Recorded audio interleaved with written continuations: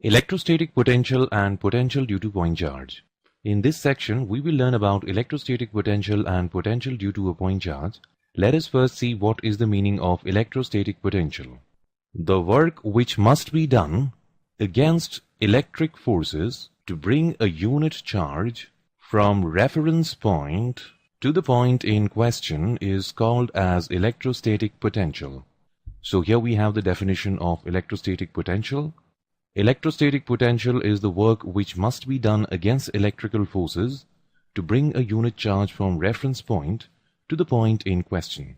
This is our electrostatic potential, and we must know that electrostatic potential is a scalar quantity. So electrostatic potential is not vector, it is a scalar quantity. As we have already discussed that this is the work done against electrical forces, so we know that work done is a scalar quantity. That is why electrostatic potential is also a scalar quantity. Also, SI unit of electrostatic potential is volts, and this is represented by the symbol capital V. Work done by external force in bringing a unit positive charge from point R to P is Vp minus Vr, which is equal to Up minus Ur divided by Q, where Vp and Vr are electrostatic potentials at point P and R. So work done by external force in bringing a unit positive charge from point R to point P is given by potential at P minus potential at R, which is equal to potential energy at P minus potential energy at R divided by Q. This implies work done by external force in bringing a unit positive charge from infinity to a point is electrostatic potential V at that point. So here we have the definition of electrostatic potential V at a point. This is equal to work done by an external force in bringing a unit positive charge from infinity to that particular point. Let us understand the meaning of electrostatic potential due to a point charge. So here we will understand what is the actual meaning of electrostatic potential due to a point charge. Let P be a point at a distance of R from the origin O, at which electric potential due to charge plus Q is required. So here we have a point P which is at a distance of R from the origin O, and at the origin only we have a charge plus Q. We want to know what is the electrostatic potential due to this charge plus Q at point P. The electrostatic potential at point P is the amount of work done in carrying a unit positive charge from infinity to point P. So the electrostatic potential at point P is equal to work done bringing a unit positive charge from infinity to point P. Now let us derive the formula for finding out the potential at point P, which is at a distance of R from the charge plus Q.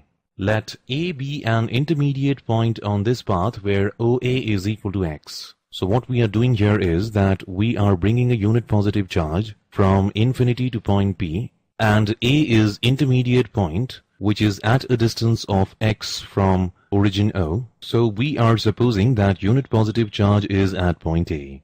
Electrostatic force on unit positive charge is given by E equal to 1 by 4 pi epsilon naught into Q by X square.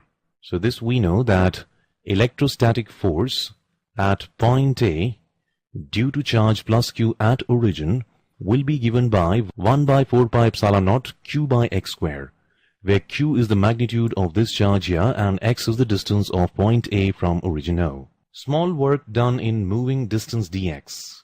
Now from A we are further moving this unit positive charge to point B against the force of electric field. So the small work which will be done for moving the unit charge from A to B through distance dx will be given by dW is equal to E dx cos 180. We know that work done is given by the formula force into displacement, and here force is E, displacement is dx, cos 180 degrees. So we know that direction of electric field is always away from the positive charge, and this is our positive charge. Direction of electric field is in this direction, and our displacement is in this direction. That means here the angle between the force and displacement is 180 degrees. So we can say that dW is equal to minus EDX, because cos 180 is minus 1. Next we will find the total work done in moving a charge from infinity to point P. So in this derivation we are moving a unit positive charge from infinity to point P, Now we will find the total work which is done in moving charge from infinity to point P. So work done will be equal to integrating dw from limits infinity to r, putting the value of dw here as minus edx. This will be equal to integrating from limits infinity to r minus 1 by 4 pi epsilon naught q by x square dx. Then work done will be equal to minus q by 4 pi epsilon naught, and integration of 1 by x square is minus 1 by x, and substituting the limits here. Next what we'll do here is this minus gets cancelled with this minus, and performing upper limit minus lower limit, that means work done w is equal to q by 4 pi epsilon naught 1 by r minus 1 by infinity, which is equal to q by 4 pi epsilon naught r. This is the potential at point P due to charge q. So potential at point P due to charge q is given by q by 4 pi epsilon naught into r.